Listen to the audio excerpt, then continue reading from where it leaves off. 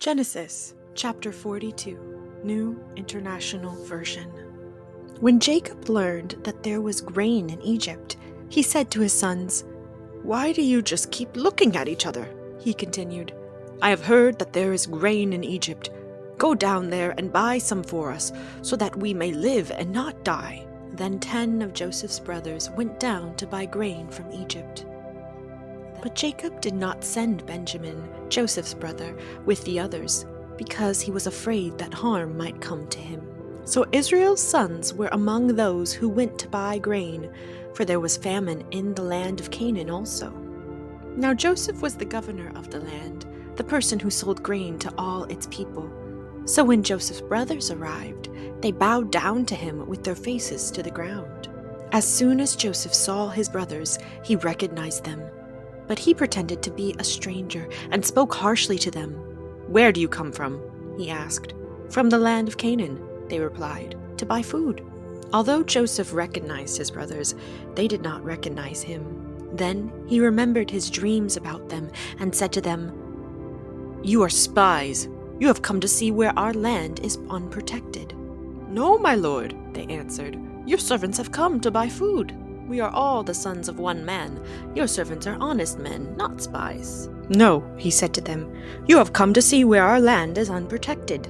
But they replied, "Your servants were 12 brothers, the sons of one man, who lives in the land of Canaan. The youngest is now with our father, and one is no more." Joseph said to them, "It is just as I told you. You are spies. And this is how you will be tested. As surely as Pharaoh lives, you will not leave this place unless your youngest brother comes here. Send one of your number to get your brother. The rest of you will be kept in prison, so that your words may be tested to see if you are telling the truth. If you are not, then as surely as Pharaoh lives, you are spies." He put them all in custody for 3 days. On the 3rd day, Joseph said to them, "Do this, and you will live, for I fear God. If you are honest men, let one of your brothers stay here in prison, while the rest of you go and take grain back for your starving households. But you must bring your youngest brother to me, so that your words may be verified, and that you may not die." This they proceeded to do. They said to one another, "Surely we are being punished because of our brother. We saw how distressed he was when he pleaded with us for his life, but we would not listen. That's why this distress has come on us." Reuben replied, "Didn't I tell you not to sin against the boy? But you wouldn't listen. Now we must give an accounting for his blood." They did not realize that Joseph could understand them, since he was using an interpreter. He turned away from them and began to weep, but then came back and spoke to them again. He had Simeon taken from them and bound before their eyes. Joseph gave orders to fill their bags with grain, to put each man's silver back in his sack, and to give them provisions for their journey. After this was done for them, they loaded their grain on their donkeys and left. At the place where they stopped for the night, one of them opened his sack to get feed for his donkey, and he saw his silver in the mouth of his sack. "My silver has been returned," he said to his brothers. "Here it is in my sack." Their hearts sank, and they turned to each other trembling and said, "What is this that God has done to us?" When they came to their father Jacob in the land of Canaan, they told him all that had happened to them.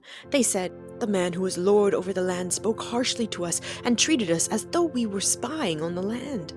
But we said to him, 'We are honest men, we are not spies. We were 12 brothers, sons of one father. One is no more, and the youngest is now with our father in Canaan.' Then the man who is lord over the land said to us, 'This is how I will know whether you are honest men. Leave one of your brothers here with me, and take food for your starving households and go. But bring your youngest brother to me, so I will know that you are not spies, but honest men. Then I will give your brother back to you, and you can trade in the land.' As they were emptying their sacks, there in each man's sack was his pouch of silver. When they and their father saw the money pouches, they were frightened. Their father Jacob said to them, 'You have deprived me of my children. Joseph is no more, and Simeon is no more, and now you want to take Benjamin? Everything is against me.' Then Reuben said to his father, 'You may put both of my sons to death if I do not bring him back to you, Entrust him to my care, and I will bring him back." But Jacob said, "My son will not go down there with you. His brother is dead, and he is the only one left.